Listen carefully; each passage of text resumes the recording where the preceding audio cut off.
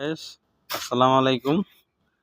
দেখেন বিদেশের বাড়িতে কিভাবে খালতা কাটা হয়, মানে বালি কাটা হয়।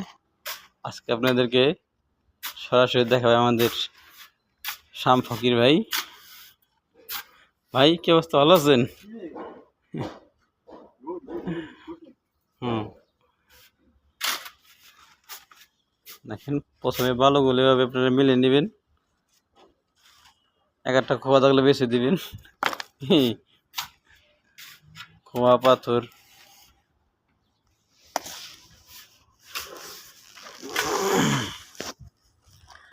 এভাবে গ্যাসাং করে সিমেন্টের বস্তা কেটে ফেলবেন। দেখেন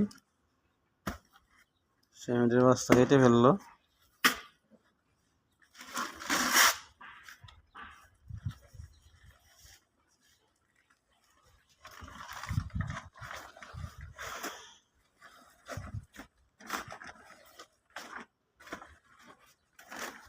শেষ,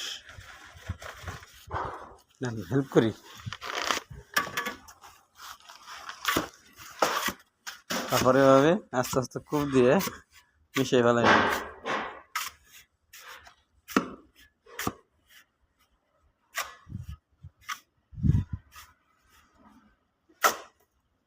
এই দেখুন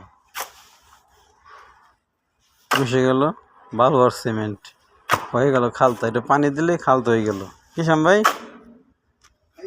আইয়ো কে জেন জেন।